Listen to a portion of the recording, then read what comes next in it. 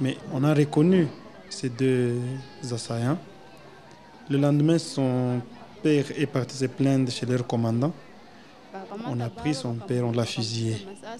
Il est décédé. Et quelques temps après, elle s'est rendue compte qu'elle était enceinte.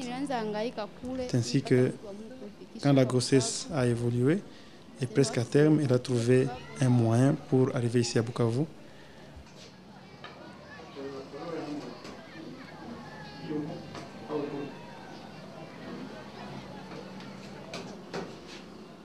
Des rapports aux autorités, nous ne faisons pas parce que ce n'est pas facile. Hein? La société civile d'ici chez nous est taxée d'un groupe qui est inféodé au gouvernement. On pense que nous prenons parti, nous sommes partisans du gouvernement, nous ne sommes pas favorables à leur politique.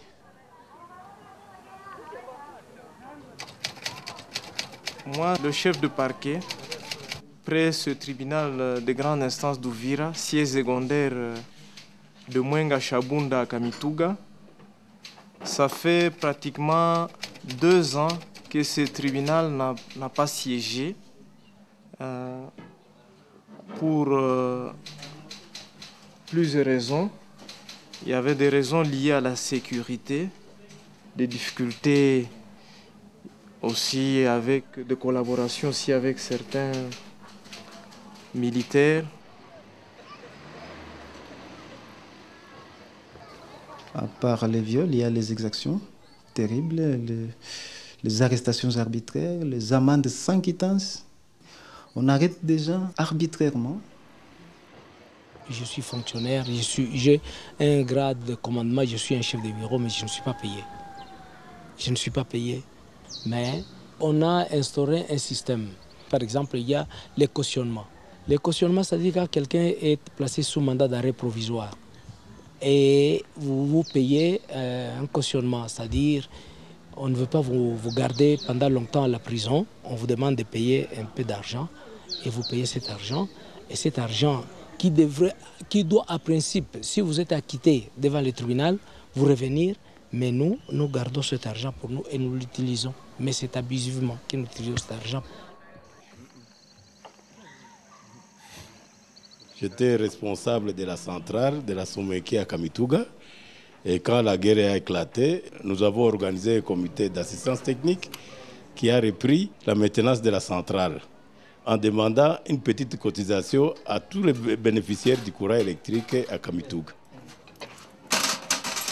Pour le moment, c'est les militaires du RCD qui ont repris la centrale et qui demandent beaucoup plus.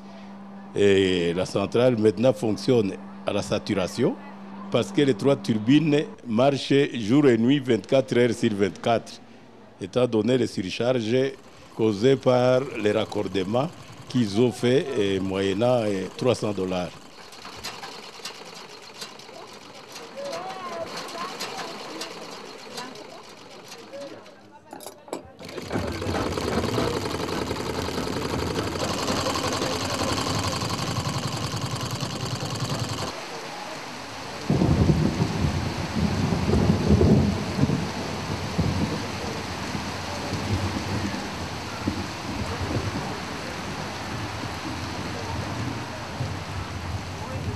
Je travaille ici à l'hôpital général de Kamituga.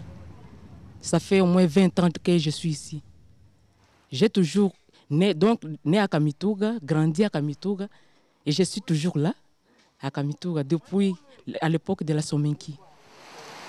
Je suis responsable de la maternité. À la maternité, nous avons vraiment de sérieux problèmes concernant les mamans qui viennent accoucher. Tellement elles accouchent encore trop jeunes. Elles viennent souvent avec des grossesses indésirables.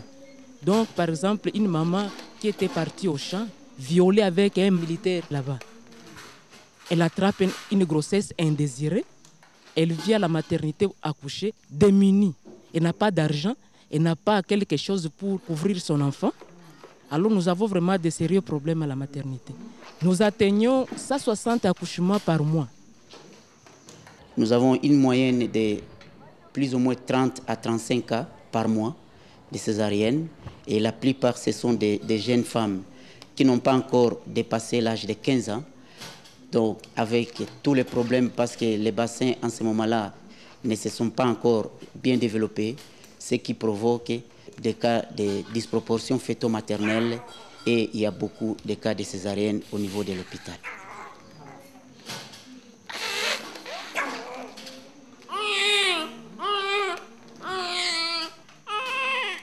Après le départ de la société qui exploitait de l'or ici, les gens sont soumis, sont devenus vraiment sans emploi.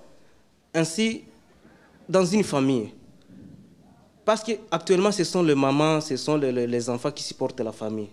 Le père est sans emploi, il n'a rien. La famille, la femme, tout comme les enfants, doivent se débrouiller pour vivre. C'est ainsi que vous voyez, même les femmes, même les enfants, sont soumises au commerce sexuel. C'est ainsi que vous verrez que dans les carrés miniers, il y a beaucoup de cas des IST-Sida.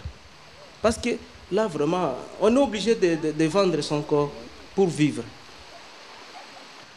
Wewe mama unaweza kuwa saa moja, uko nasikia mauli yanaluma. Utapata magonjwa kizunguzungu, kichwa taruma. Utapata utazimia hata na malaria. Ushaona mtu anazimia. Mais surtout, les papas ne sont pas vraiment suffisamment informés.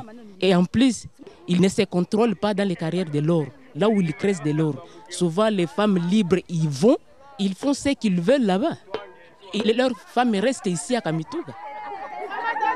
Alors, dès que le papa revient à la maison, ils viennent maintenant contaminer leurs femmes. Même si la maman est suffisamment informée, comme le papa fait les vagabondages sexuels, la maman ne saura pas comment se défendre ou bien comment refuser son mari. Comme pathologie dominante au niveau de l'hôpital de Kamituga, nous avons d'abord la tuberculose qui est accentuée par les poussières des minerais, parce que les gens sont appelés à piler toute la journée et absorber les poussières des minerais, ce qui favorise l'infection au niveau des poumons.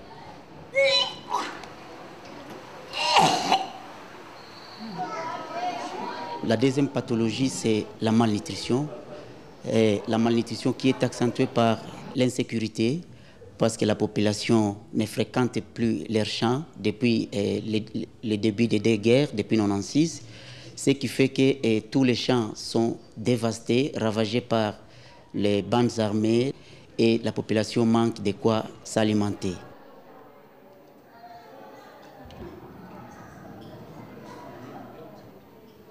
Ici, les gens ne sont pas en mesure de se payer les soins. Ou soit si on peut payer les soins, on peut les payer peut-être en troc.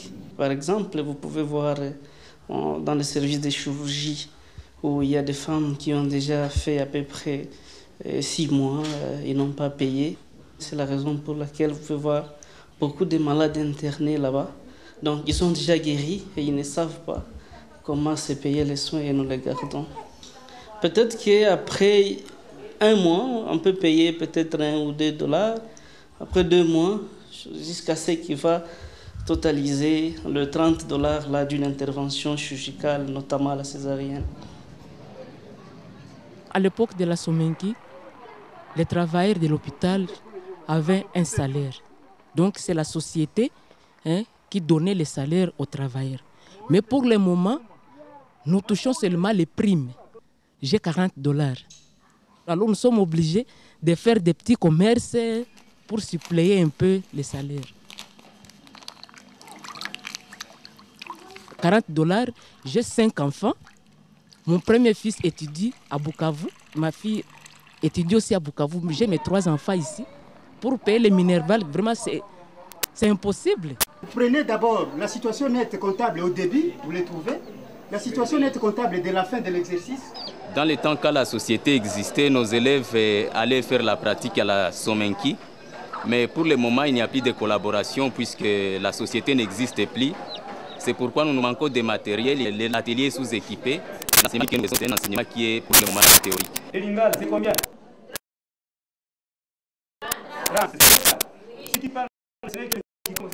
Monsieur Katoa Munibam, Mwen, Dieu, une histoire sociale, pédagogique de Bukavu, préfet des Ecclésiastiques Kamituga officiel, délabré, bien saboté par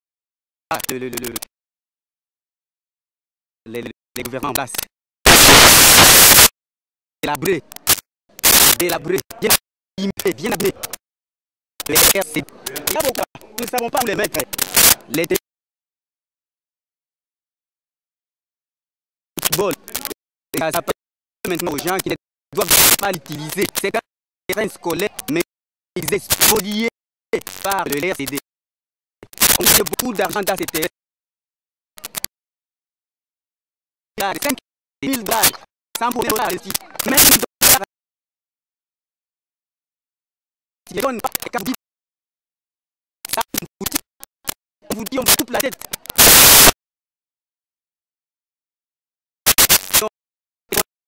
Vraiment réhabilité.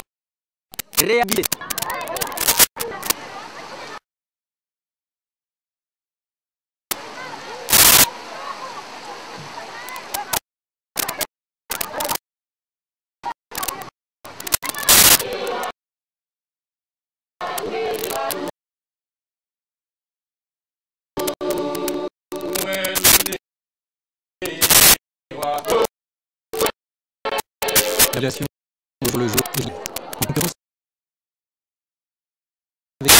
avec les évangélistes et